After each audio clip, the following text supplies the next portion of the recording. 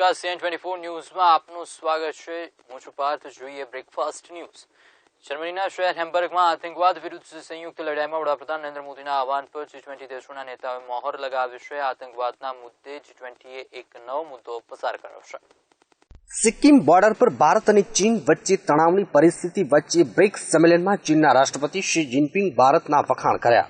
બંને દેશોના વડા આમને સામને આવ્યા। અહીં પોતાના સંબોધનમાં બંને એકબીજાના જોરદાર વખાણ કર્યા હતા। G20 સમિટમાં સંબોધિત કરતા ચીની રાષ્ટ્રપતિ શી જિનપિંગે આતંકવાદના વિરુદ્ધમાં ભારતના મજબૂત સંકલ્પના વખાણ કર્યા હતા। બીજી તરફ પીએમ મોદીએ કહ્યું કે રાષ્ટ્રપતિ જિનપિંગની ચેરમેનશીપની બ્રિક્સમાં સકારાત્મક મોમેન્ટ જોવા મળી છે। તેમણે આગલી બ્રિક્સ સમિટ માટે શુભકામનાઓ આપી। राष्ट्रपति शी की अध्यक्षता में ब्रिक्स की गतिशीलता तथा पॉजिटिव मोमेंटम ने हमारे आपसी सहयोग को और भी गहरा किया है। मैं राष्ट्रपति श्री जिनपिंग को आने वाली 9वीं ब्रिक्स समिट के लिए बहुत बहुत शुभकामनाएं देता हूं तथा भारत की तरफ से उनको मैं पूर्ण समर्थन देता हूं। ચીની રાષ્ટ્રપતિના સંબોધન પહેલા બ્રિક્સ દેશોની બેઠકમાં વડાપ્રધાન નરેન્દ્ર મોદીએ આતંકવાદનો મુદ્દો ઉઠાવ્યો અને સૌથી મોટો સુધાર જીએસટીની વાત કરી હતી। અર્થવ્યવસ્થાને ગતિ આપવા માટે કરવામાં આવેલા સુધારાઓનો ઉલ્લેખ કરતા વડાપ્રધાને કહ્યું કે જીએસટી સમગ્ર ભારત એક માર્કેટ બની જશે। અમારા નિર્ણયથી વૈશ્વિક પરિસ્થિતિઓ પર વધુ સારી અસર થશે અને વેપારમાં સરળતા થશે। वैश्विक आर्थिक ग्रोथ में सुधार नजर आ रहा है। भारत की स्वयं की अर्थव्यवस्था तेजी से आगे बढ़ रही है। इस वर्ष जीडीपी ग्रोथ 7% से अधिक होने की संभावना है। भारत का रिफॉर्म एजेंडा लगातार आगे बढ़ रहा है। पिछले सप्ताह लागू हुआ goods and service tax Bharat के पिछले 70 साल के इतिहास का सबसे बड़ा टैक्स रिफॉर्म है। इससे बिजनेसेस को मदद मिलेगी, जीडीपी का विस्तार होगा। વડાપ્રધાને બ્રિક્સ દેશોની બેઠકમાં પ્રોટેક્શનિઝમ નામનો સવાલ ઉઠાવ્યો। મોદીએ કહ્યું કે હાલના સમયમાં દુનિયાને બ્રિક્સ લીડરશિપની જરૂર છે। ભારત ક્લાઇમેટ એગ્રીમેન્ટને એક સારી ભાવના સાથે लागू કરશે। हमें इंश्योर करना होगा कि अंतर्राष्ट्रीय वित्तीय संस्थाएं विश्व के मौजूदा आर्थिक बैलेंस को पूरी तरह से रिफ्लेक्ट करें। ब्रिक्स रेटिंग एजेंसी की शीघ्र स्थापना हमारा साझा लक्ष्य होना चाहिए। સમિટના અંતમાં G20 નેતાઓએ એક સંયુક્ત નિવેદન જારી કર્યું જેમાં દુનિયાભરમાં કોઈ પણ પ્રકારના ત્રાસવાદની આકરા શબ્દોમાં ટીકા કરવામાં આવી હતી। નેતાઓએ આતંકવાદ અને આતંકને નાણાકીય મદદ કરનારા વિરુદ્ધ એક થવાની વાત પણ ગણાવી હતી। Bureau report CN24 news. આસામમાં ભારે પૂરના કારણે મોટાભાગના વિસ્તારો અસરગ્રસ્ત થયા છે। 17 જિલ્લાઓમાં આશરે 4.5 લાખ લોકોને અસર થઈ છે। આ કુદરતી આફતમાં મૃત્યુ આંક 22 પર પહોંચ્યો છે। આસામનો અડધો ભાગ પૂરથી અસરગ્રસ્ત છે અને 17 જિલ્લાઓમાં આશરે 4.5 લાખ લોકોની અસર થઈ છે। નલબારી, કરીમગંજ અને દક્ષિણ સલમારા જિલ્લાઓ દીઠ એક વ્યક્તિ ડૂબવાનો આંક છે અને મૃત્યુઆંક 22 ને પહોંચ્યો છે। આસામ સ્ટેટ ડિઝાસ્ટર મેનેજમેન્ટ ઓથોરિટીના અહેવાલ અનુસાર રાજ્યના 35 જિલ્લામાંથી 17 પૂરથી પ્રભાવિત થયા, જ્યારે 4.5 લાખ લોકો પર અસરગ્રસ્ત જિલ્લાઓમાં લખીમપુર, બોલીગાંવ, જોરહાટ, ગોલગાબાટ, સાચર, ધોમાજી, બિસ્વનથ, કરીમગંજ, સોનિતપુર, મુરજલી, બારપેટા, નાગાંવ, નલબારી, શિવસાગર, મોરીગાંવ, હેલાંગાંડી અને ચિરાંગ છે। અહેવાલ પ્રમાણે કરમગંજની બારક વેલીમાં 1.61 લાખ લોકો સૌથી વધારે અસરગ્રસ્ત છે, જ્યારે બ્રહ્મપુત્રા ખીણમાં આવેલા લખીમપુરમાં 77,974 લોકો પૂરગ્રસ્ત છે। 181 રાહત શિબિરોમાં અને કેન્દ્રો 20,000 રહેનારે સંકટ સહાય માટે 11 જિલ્લાઓમાં સુયોજિત કરવામાં આવી છે। જોરહાટ, શોનિતપુર, ગોલાપારા અને ધ્રુબીર જિલ્લામાં ભયજનક સપાટી પર વહી રહી છે। સમગ્ર રાજ્યમાં પૂરને કારણે લોકો સહિત લગભગ 1 લાખ મોટા અને નાના પ્રાણીઓ અસરગ્રસ્ત છે। Bureau report CN24 news.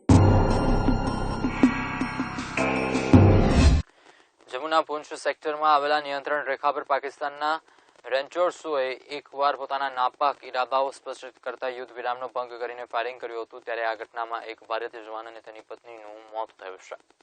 પાકિસ્તાને આજે ફરી એકવાર પોતાના નાપાક ઇરાદાઓ સ્પષ્ટ કરતા યુદ્ધ વિરામનો ભંગ કરીને ફાયરિંગ કર્યું હતું। જમ્મુના પૂંછ સેક્ટરમાં આવેલ નિયંત્રણ રેખા પર પાકિસ્તાનના રેન્જર્સોએ ફાયરિંગ કર્યું, જેનો ભારતીય સેનાએ પણ જડબાતોડ જવાબ આપ્યો છે। જોકે પાકિસ્તાનના ફાયરિંગમાં એક ભારતીય જવાન અને તેની પત્નીનું મોત થયું છે. આ જવાન રજા પર પોતાના પરિવારને મળવા માટે ઘરે આવ્યો હતો ને સેનાના સૂત્રોએ જણાવ્યું હતું કે પાકિસ્તાને આજના ફાયરિંગમાં 82 મીમી અને 120 મીમી મોર્ટારના ગોળાનો ઉપયોગ કર્યો. સાથે જ આર્મીની ચેકપોસ્ટ અને ગામોને નિશાન બનાવવાની ફાયરિંગ કર્યું. પાકિસ્તાન સતત ફાયરિંગ કરીને ઘૂસણખોરોની મદદ કરી રહ્યું છે. આ દરમિયાન જમ્મુ કાશ્મીરના બાંદીપોરના હાજીન વિસ્તારમાં પેટ્રોલિંગ કરી રહેલ આર્મીની એક ટુકડી પર આતંકીઓએ હુમલો કર્યો. આ હુમલામાં 3 જવાનો ઘાયલ થયા છે. મહત્વનું છે કે આતંકી બુરહાન વાનીની વર્ષીના પગલે પહેલાથી જ હિંસાની આશંકા વ્યક્ત કરવામાં આવી રહી હતી, જેના કારણે કાશ્મીર ઘાટીમાં હાઈ એલર્ટ જાહેર કરવામાં આવ્યું છે. આ ઉપરાંત પુલવામા જિલ્લામાં ત્રાલ, કુલગામ, શોપિયા અને અનંતનાગ જિલ્લામાં પણ અનિશ્ચિત મુદ્દતનો કર્ફ્યુ લાદી દેવાયો છે. તેમાં તકેદારીના ભાગરૂપે આજના દિવસ માટે અમરનાથ યાત્રા પણ સ્થગિત કરી દેવામાં આવી છે. મહત્વનું છે કે ગત વર્ષે 8 જુલાઈ 2016ના રોજ સુરક્ષા દળો સાથેની અથડામણમાં બુરહાન વાની ઠાર થયો હતો. Bureau report CN24 news. Hizbul મુજાહિદીનના કમાન્ડર બુરહાન વાનીના મોતની પ્રથમ વર્ષી છે. રાજ્ય પ્રશાસન અને પોલીસે તકેદારી લઈ કાશ્મીરમાં હાઈ એલર્ટ જાહેર કરાયો છે, તો તંત્ર દ્વારા અમરનાથ યાત્રા પણ એક દિવસ માટે રોકી દેવામાં આવી છે. હિઝબુલ મુજાહિદીનના આતંકી બુરહાન વાનીના મોતને 1 વર્ષ થઈ ગયું છે. તેમ છતાં કાશ્મીર સરકારની પરેશાની ઓછી થવાનું નામ નથી લઈ રહી. બુરહાનની પ્રથમ વર્ષી પર હિંસાની આશંકાને જોતા કાશ્મીરમાં હાઈ એલર્ટ જાહેર કરી દેવામાં આવ્યું છે, તો તંત્ર દ્વારા અમરનાથ યાત્રા પણ 1 દિવસ માટે રોકી દેવામાં આવી છે. અમરનાથ બાબાના દર્શને જતા યાત્રાળુઓને રોકવામાં આવ્યા છે. સાથે જ પોલીસ અને આર્મી દ્વારા ચુસ્ત બંદોબસ્ત ગોઠવી દેવામાં આવ્યું છે. આ સાથે પુલવામા જિલ્લાના બુરહાનના વતન ત્રાલમાં કર્ફ્યુ લગાવાયું છે. પુલવામા, ફુલગામ, શોપિયા અને અનંતનાગ જિલ્લામાં કેટલાક સ્થળોએ બુરહાનના સમર્થકો માર્ગો ઉપર ઉતરી આવ્યા હતા, જે બાદ તંત્ર દ્વારા ત્રાલમાં અનિશ્ચિત કાળ સુધી કર્ફ્યુ લગાવવામાં આવ્યું છે. મહત્વનું છે કે 8 જુલાઈ 2016માં સેના સાથે ઘર્ષણમાં વાનીને ઠાર કરાયો હતો. પાછલા થોડા વર્ષોમાં વાની ગાડીમાં પોસ્ટર બોય બની ગયો. 22 વર્ષનો વાની ફેસબુક પર હંમેશા એક્ટિવ રહેતો અને સતત પોસ્ટ કરતો હતો. ફેસબુક દ્વારા અનેક યુવાનોને ગેરમાર્ગે દોરીને હિઝબુલમાં જોડાયા હતા. બુરહાન પર 10 લાખનું ઇનામ રાખવામાં આવ્યું. બુરહાને 15 વર્ષની ઉંમરે જ હથિયાર હાથમાં લઈ લીધા હતા. તે સુરક્ષા જવાનોને છેતરવા માટે હંમેશા સેનાના કપડાં પહેરીને ફરતો હતો. મોટાભાઈ ખાલિદના મોત બાદ બુરહાનને બંદૂકમાં હાથમાં ઉપાડી હતી. Bureau report CN24 news.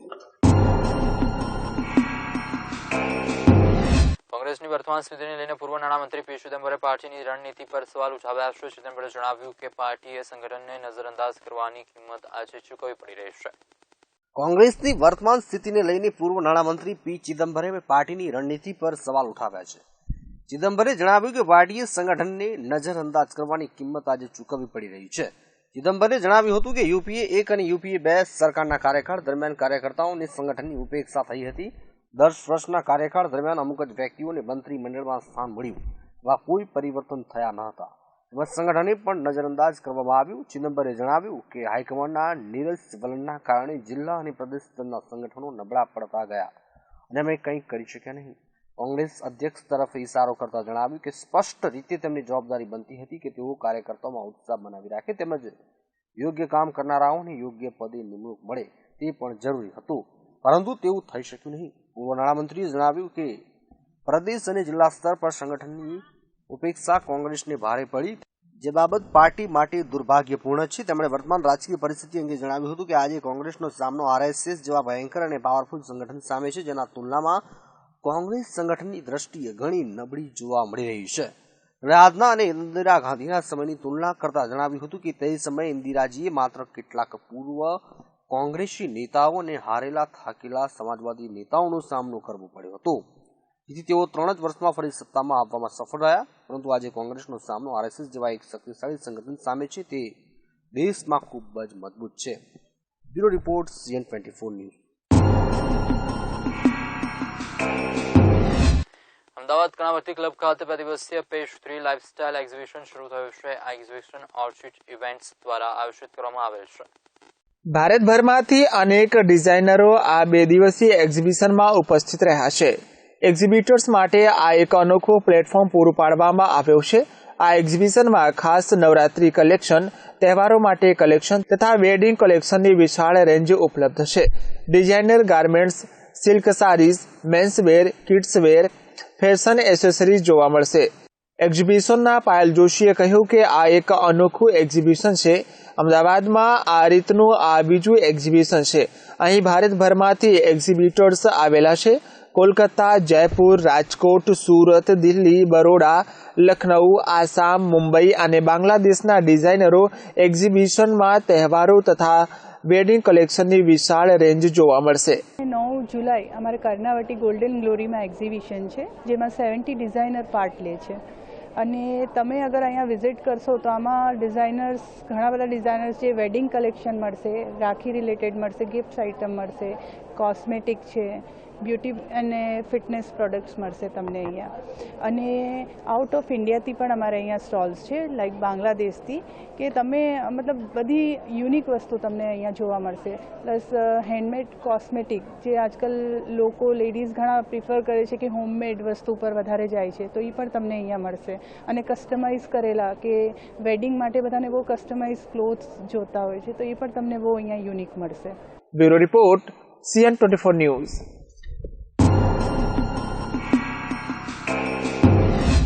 ભારતની સૌથી મોટી જ્વેલરી બ્રાન્ડ વોયલાએ અમદાવાદમાં તેનો ફ્લેગશિપ સ્ટોર લોન્ચ કર્યો છે. વોયલો એ ભારતની અગ્રણી ફેશન બ્રાન્ડ છે, જે ઓફલાઈન સ્ટોર્સ તેમજ વેબસાઇટ પર અને એપ જેવા ઓનલાઈન માધ્યમથી પ્રોડક્ટ્સનું વેચાણ કરે છે.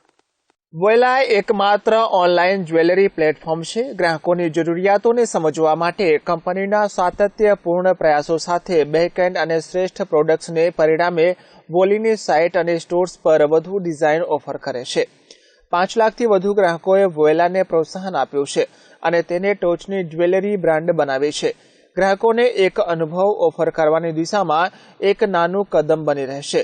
ઈ-રિટેલ કંપનીનો બહોળો અનુભવ ધરાવતી ટોચની મેનેજમેન્ટ સાથે વોયલા ગ્રાહકોને શ્રેષ્ઠ લાઇફસ્ટાઇલ અનુભવ પૂરો પાડવાનો ઉદ્દેશ્ય ધરાવે છે. પુરુષો માટેનું અદ્ભુત કલેક્શન આક્રમક વૃદ્ધિ માટે પ્રેરક બળ બન્યું છે. વધુ રચનાત્મક અને વ્યૂહાત્મક કલેક્શન પણ આગામી સમયમાં લોન્ચ કરાશે, જે ब्रांडना नेतृत्व ने વધુ मजबूत करશે. अहमदाबाद बेसिकली गुजरात में जो इतने ट्रेडिशनल यहाँ के आर्ट फॉर्म्स हैं और यहाँ का जो वर्कमैनशिप है ये फेमस है फॉर बीट टाइड डाइंग और other art form of jewellery making. So basically यहाँ के लोगों को एक वैरायटी दिया हमने. ई कॉमर्स तो हमारा काफ़ी टाइम से है पैन इंडिया अक्रॉस. गुजरात में हमारा अहमदाबाद में पहला फ्लैगशिप स्टोर है क्योंकि ये लोकेशन भी आप देख रहे हैं, it's very prominent and well chosen location. हम लोग का हर एक कलेक्शन बहुत ही सोच के बहुत सारे डिज़ाइन को चुन के बनाया जाता है. जैसे हमारे पास में स्टूडियो वाला कलेक्शन है which is designer collection. Bureau report, CN24 news.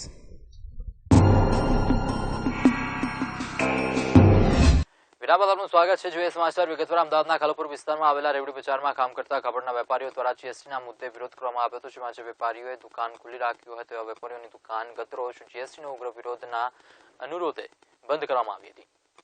સુરતમાં કાપડના વેપારીઓ દ્વારા જીએસટીનો વિરોધ કરી રહ્યા છે, ત્યારે શનિવારે સુરતમાં મહારેલીના પ્રત્યાઘાતના અમદાવાદના કાલુપુર વિસ્તારમાં આવેલા રેવડી બજારમાં કામ કરતા કાપડના વેપારીઓ દ્વારા જીએસટીના મુદ્દે વિરોધ કરવામાં આવ્યો હતો, જેમાં જે વેપારીએ દુકાન ખુલ્લી રાખી હોય તેવા વેપારીઓની દુકાન બંધ કરી જીએસટીનો ઉગ્ર વિરોધ દર્શાવાયો હતો.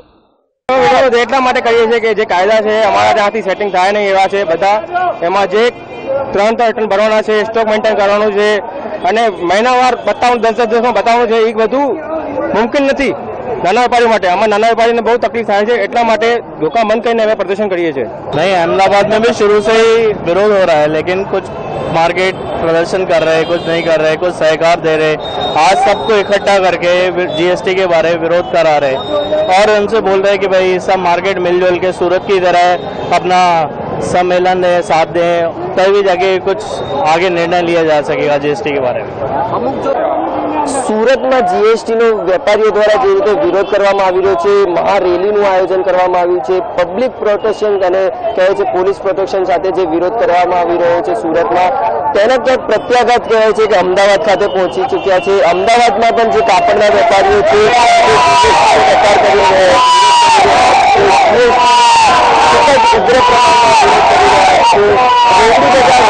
અન્ય જે માર્કેટો હોય, બીબીસી માર્કેટ હોય, મસ્કરી માર્કેટ હોય, બધા માર્કેટોને વેપારીઓ દ્વારા કહેવાય છે કે તે બંધ કરવામાં આવી રહ્યા છે. વેપારીઓ દ્વારા ઉગ્ર વિરોધ કરવામાં આવી રહ્યો છે.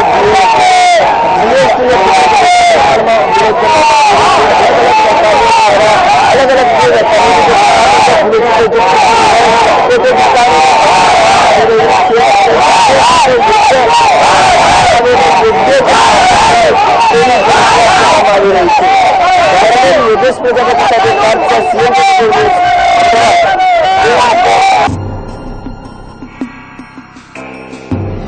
અવશોડીના પ્રમુખ લાલુ પ્રસાદ યાદવ અને તેમના પરિવારની મુશ્કેલીઓ સતત વધી જઈ રહી છે. શુક્રવારે સીબીઆઈએ લાલુ પ્રસાદ યાદવના 12 સ્થળ પર દરોડા પાડી અને રાબડી દેવી સહિત સમગ્ર પરિવારની પૂછપરછ કર્યા બાદ ઈડીએ બેનામી સંપત્તિ મામલે લાલુ પ્રસાદ યાદવની પુત્રી મીસા ભારતી અને તેના પતિ શૈલેષ કુમારના 3 સ્થળે દરોડા પાડ્યા હતા.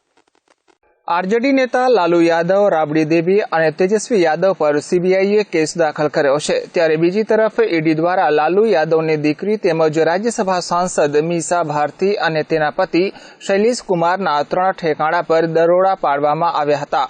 8,000 કરોડ રૂપિયાના મની લોન્ડરિંગ કેસ સંદર્ભે તેમના પર આ કાર્યવાહી કરવામાં આવી રહી છે. મહત્વનું છે કે બીજબાસન સૈનિક ફાર્મ ઘિટોરની પર ઈડી દ્વારા દરોડા પાડવામાં આવ્યા છે. શૈલેષ અને મીસા પર બ્લેક મનીને વ્હાઇટ કરવાનો આરોપ છે. આ ઉપરાંત મીસા ભારતી પર 1,000 કરોડ રૂપિયાની કથિત બેનામી પ્રોપર્ટી રાખવાનો આરોપ છે. બેનામી લેન્ડ ડીલના આ મામલામાં મીસા પર જમીનની લેણદેણ અને ટેક્સ ચોરીનો પણ આરોપ છે. Bureau report, CN24 news. દેશભરના 48 લાખ કેન્દ્રીય કર્મચારીઓ માટે આનંદના સમાચાર છે. કેન્દ્રીય કર્મચારીઓનું વધુ ભથ્થું ચાલુ માસના પગારથી મળશે. મહત્વનું છે કે ગત મહિને 7મા પગાર પંચની ભલામણોને લઈને વધેલા ભથ્થાને મંજૂરી આપી દેવામાં આવી છે. કેન્દ્રીય કર્મચારીઓને 7મા પગાર પંચની ભલામણો અનુસાર વધેલું ભથ્થું જુલાઈના પગારથી મળશે. કેન્દ્ર સરકારના નિર્ણયથી 48 લાખ કેન્દ્રીય કર્મચારીઓને લાભ મળશે. આ સાથે જ સરકારે સિયાચીનમાં તૈનાત સૈનિકોને ઉગ્રવાદ વિરોધી અભિયાનનો તથા નક્સલ વિસ્તારોમાં તૈનાત સુરક્ષા કર્મચારીઓનું જોખમ ભથ્થું 2 ગણાથી વધારી દીધું છે. દુનિયાના સૌથી ઊંચા યુદ્ધ ક્ષેત્ર સિયાચીનના તૈનાત સૈનિકોને આપવામાં આવનાર ભથ્થું 14,000 રૂપિયાથી પ્રતિ મહિનાથી વધારીને 30,000 રૂપિયા કરી દેવામાં આવ્યું છે. અધિકારીઓ માટે આ ભથ્થું 21,000 રૂપિયાથી વધારી 42,500 રૂપિયા કરી દેવાયું છે. ઉલ્લેખનીય છે કે કેન્દ્ર સરકારે ગત મહિને 7મા પગાર પંચની ભલામણો અનુસાર વધેલા ભથ્થાને મંજૂરી આપી. આના કારણે સરકારની તિજોરી પર 30,748 કરોડનો બોજો પડશે. Bureau report, CN24 news.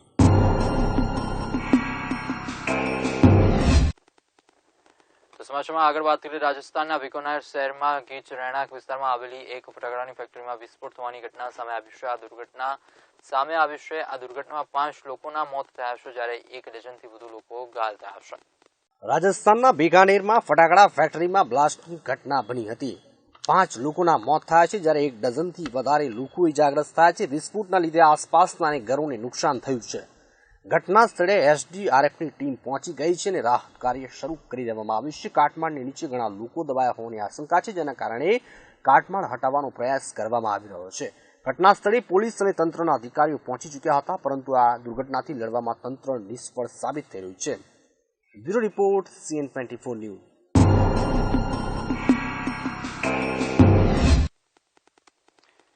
Valmiki સમાજને લઈને આપત્તિજનક ટિપ્પણી કરવાના આરોપને મામલે કોર્ટમાં હાજર ન રહેતા રાખી સાવંતની જામીન રદ કરવામાં આવી છે અને કોર્ટે આ મામલે વોરંટ પણ ઇસ્યુ કર્યો છે.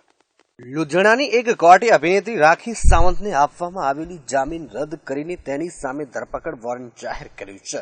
રાખી સાવંત પર વાલ્મીકી સમાજને લઈને આપત્તિજનક ટિપ્પણી કરવાનો આરોપ છે. કોર્ટે ગત ગુરુવારે જ રાખીની જામીન અરજી પર મંજૂર રાખી હતી, તેમજ શુક્રવારે રાખીને કોર્ટમાં હાજર થવા આદેશ આપ્યો. ગુરુવારે રાખી સાવંત પોતાની ઓળખ છુપાવવા બુરખો પહેરીને કોર્ટમાં હાજર થઈ, તેમજ પોતે સરેન્ડર કરી જામીન મેળવી હતી. જોકે જામીન મેળવ્યા બાદ તેણે શુક્રવારે પણ કોર્ટ સમક્ષ હાજર થવાનું હતું, પરંતુ તે કોર્ટમાં હાજર ન થતા તેની જામીન રદ કરી દેવાઈ છે. ગત મહિને પણ કોર્ટે રાખી સાવંત સામે બિનજામીનપત્ર વોરંટ જાહેર કર્યું. કોર્ટે પોલીસને પણ આદેશ આપ્યો કે રાખી સાવંત 7 જુલાઈએ કોર્ટમાં હાજર થાય, તેના પર નજર રખાય. કોર્ટમાં અધિકારીઓએ જણાવ્યું હતું કે રાખીએ ગત વર્ષે એક ટીવી શો દરમિયાન વાલ્મીકી સમાજને લઈને ટિપ્પણી કરી હતી. Bureau report, CN24 news. યાત્રાધામ અંબાજીને પ્લાસ્ટિક મુક્ત કરવા મુદ્દે બેઠક યોજાઈ હતી. આ બેઠક વિશ્રામ ગૃહ ખાતે પ્રાંત અધિકારીની અધ્યક્ષતામાં તેના અમલ અંગે વેપારીઓ સાથે એક મીટિંગ યોજવામાં આવી હતી. યાદ રાખો અંબાજીને પ્લાસ્ટિક મુક્ત બનાવવા સરકારના જાહેરનામા સંદર્ભે વિશ્રામ ખાતે પ્રાંત અધિકારીની અધ્યક્ષતામાં તેનો અમલ અંગે વેપારીઓ સાથે એક મીટિંગ યોજવામાં આવી, જેમાં તંત્ર દ્વારા આગામી ભાદરવી પૂનમની મહામેળો આવતો હોય અંબાજીમાં સ્વચ્છતા જળવાય અને ગંદકી ન થાય તે માટે પ્લાસ્ટિક મુક્તના જાહેરનામાનો કડક અમલ થાય તે માટે વેપારીઓના મંતવ્યમાં જણાવવામાં આવ્યો હતો, જેમાં પ્રાંત અધિકારીના જણાવ્યા અનુસાર માઇક્રોનથી નીચેના પ્લાસ્ટિક પર પ્રતિબંધ રહેશે તેવું જણાવ્યું અને હુકમનો ભંગ કરનાર સામે 5 વર્ષની કેદ અથવા તો 1 લાખના દંડની જોગવાઈ કરવામાં આવી હતી. પવિત્ર યાત્રાધામ અંબાજી ખાતે સ્વચ્છતા અભિયાનના એક ભાગરૂપે અને પર્યાવરણની જાળવણીના કામે જિલ્લા કલેક્ટરશ્રી અને જિલ્લા મેજિસ્ટ્રેટ દ્વારા પ્લાસ્ટિકના વેચાણ વપરાશ ઉપર પ્રતિબંધ મૂકતું એક જાહેરનામું પ્રસિદ્ધ કરવામાં આવેલ છે. એ જાહેરનામાના અમલ માટે અને તેના પ્રચાર પ્રસાર માટે વેપારી વર્ગ અને દુકાનદાર તેમજ સામાન્ય ગ્રાહકમાં જાગૃતિ આવે તેના ભાગરૂપે તાલુકા અને જિલ્લા વહીવટીતંત્ર દ્વારા એક મિટિંગનું આયોજન અંબાજી ખાતે કરવામાં આવે. જગ્યા આપવામાં આવે છે, શરતી આપીશું કે તમારે 20 માઇક્રોનથી ઓછી પ્લાસ્ટિકનો કોઈ પણ જગ્યાએ ઉપયોગ કરવાનો નથી. મૂળ આશય વાદ વિવાદમાં ક્યાંય નથી. આપણે બધા ભેગાથી પ્રયત્ન કરવાનો છે. ધીમે કરીને આપણે પ્લાસ્ટિક ઓછું કરીશું તો ચોક્કસ સારી દિશા તરફ આપણે જઈએ. આશય શુભ છે, એમાં કોઈ વસ્તુ એવી નથી કે આપણે કોઈને તકલીફ પડે. Bureau report CN24 news. સુરતના કાપડ વેપારીઓ પર પોલીસે થયેલા લાઠીચાર્જ અને જીએસટીના વિરોધમાં ટેક્સટાઇલ અંગે યંગ બ્રિગેડની આગેવાનીમાં રેલીનું આયોજન કરવામાં આવ્યું હતું. આ રેલીમાં વેપારીઓ માથે કાળી પટ્ટી, ગળામાં કાળો સ્કાર્ફ અને હાથે કાળી પટ્ટી બાંધી માર્કેટ વિસ્તારમાં રેલી શરૂ કરી છે, જેમાં મોટી સંખ્યામાં કાપડ વેપારીઓ જોડાયા છે. તો કોઈ અનિશ્ચય ઘટના ન બને તે માટે પોલીસે ચાંપતા બંદોબસ્તની પણ વ્યવસ્થા કરી છે. ટેક્સટાઇલ માર્કેટના વેપારીઓ દિલ્હી અને ગાંધીનગર વારંવાર કરાયેલા રજૂઆતો મુજબ યાર્ન પર વન ટાઈમ ટેક્સનો અમલ શરૂ કરી વર્ષમાં 2 વાર રિટર્નની સરળતાથી માંગ કરાઈ હતી. તેમ છતાં વેપારીઓની એક પણ માંગણી સરકારે કાને ન ધરી હતી. આવા સંજોગોમાં વેપારીઓ હડતાલનું શસ્ત્ર ઉગામ્યું હતું. માર્કેટમાં છેલ્લા 2 અઠવાડિયાથી જીએસટી હટાવો આંદોલન ચાલી રહ્યું છે. આ આંદોલન ધીરે ધીરે વધુ વેગવંતું બન્યું છે, જેમાં પોલીસે કરેલા લાઠીચાર્જ આગમાં ઘી હોમવાનું કામ કર્યું છે. હવે કાપડ વેપારીઓ કોઈ પણ સંજોગોમાં પાછી પાની કરવા તૈયાર નથી. વેપારીઓને હળહળતો રોષ આજે રેલી રૂપે બહાર આવ્યો છે. આ રેલીમાં લેસ ધૂપિયનના વેપાર સાથે સંકળાયેલી હજારો મહિલાઓ પુરુષો પણ જોડાયા હતા. આ સિવાય વેપારીઓનો સ્ટાફ, પૂંઠા કાપવાવાળા, પેકિંગવાળા તથા ટેમ્પો ટ્રેક એસોસિએશન અને ટ્રેડ કર્મચારીઓ પણ રેલીમાં જોડાયા છે. સુરતના પોલીસ કમિશનર સતીશ વર્માએ કહ્યું કે વેપારીઓએ શાંતિપૂર્ણ માહોલમાં રેલી કાઢવાનું કહેતા તેમને પરમિશન આપવામાં આવે છે. કોઈ અનિચ્છનીય ઘટના ન બને તે માટે પોલીસ બંદોબસ્ત ગોઠવવામાં આવ્યો છે. બ્રિજ ઉપર પણ પોલીસ બંદોબસ્ત ગોઠવ્યો છે. બંદોબસ્તમાં 2 DCP, 4 ACP, 21 PI, 35 PSI, 530 police કર્મચારીઓ સાથે એસઆરપી પણ ગોઠવાઈ છે. કેન્દ્રીય મંત્રી મનસુખ માંડવિયા કાપડના વેપારીઓને મળ્યા હતા. સર્કિટ હાઉસ ખાતે મળેલી આ મીટિંગમાં માંડવિયાએ વેપારીઓને નાણામંત્રી અરુણ જેટલી સાથે મુલાકાત કરાવવાની વાત કરી હતી. ત્યારે વેપારીઓએ કહ્યું કે નાણામંત્રી સાથે મુલાકાતનો અર્થ છે કે જીએસટીમાં સરળીકરણ માટે ચર્ચા કરવી, જે અમને મંજૂર નથી. અરુણ જેટલી સાથેની મુલાકાતનો પ્રસ્તાવ વેપારીઓ ઠુકરાવી દેતા મનસુખ માંડવિયાએ પણ સ્પષ્ટ કહી દીધું હતું કે જીએસટી હટાવવાની વાત ભૂલી જાઓ. પાર્લામેન્ટમાં કાયદો પસાર થયો છે, તે કોઈ કાળે બદલાય નહીં. સરળીકરણની વાત કરો. સરકારની કાયદાની કડક જોગવાઈઓને હટાવવા માટે ખુલ્લા હૃદયથી પ્રયાસ કરવા તૈયાર છે, પરંતુ સાંકળ તોડવા માટે કદાપી તૈયાર નહીં થાય. વાતચીત કરવામાં આવશે. મારા અધિકારીઓ દ્વારા પણ વિષયો વેપારીઓ સમક્ષ મૂકવામાં આવી રહ્યા છે અને ચોક્કસ રીતે કોઈ એવા મુદ્દાઓ અમારા ધ્યાનમાં કેટલાક આવ્યા છે જેને સુરતના વેપારીઓ, સુરતના ઉત્પાદકો, ટેક્સટાઇલ સહિતની ઇન્ડસ્ટ્રીઝના આગેવાનો સાથે અમે જીએસટી કાઉન્સિલની અંદર એ વિષયોને મૂકીશું પણ ખરા. વધુમાં માંડવિયાએ કહ્યું હતું કે રાજકોટમાં પણ વેપારીઓ હડતાલ પર છે. તેઓ ફરી વેપાર શરૂ કરવા તૈયાર છે. કાલે હું રાજકોટ જ જવાનો છું. તમે પણ મારું માન રાખીને હડતાલ પાછી ખેંચી લો. પરંતુ આ પ્રસ્તાવ પર વેપારી નેતાઓએ ઠુકરાવી દીધો હતો. સંઘર્ષ સમિતિના પ્રવક્તા અજય લાલે કહ્યું કે અમે મંત્રીને ચોખ્ખું જણાવી દીધું કે હડતાલ સમેટવામાં આવશે નહીં. આ હડતાલ નાના વેપારીઓની છે. તેઓ કોઈ કાળે પીછેહટ કરવા માંગતા નથી. અમે પણ તેમને રોકી શકીએ નહીં. આંદોલન ચાલુ રહેશે. કાલે રેલી નીકળશે અને તેમાં અગ્રણી વેપારી નેતાઓ પણ જોડાશે. Bureau report, CN24 news. સમાચારોમાં બસ આટલું. વધુ સમાચાર માટે આપ જોતા રહો CN24 ન્યૂઝ. નમસ્કાર.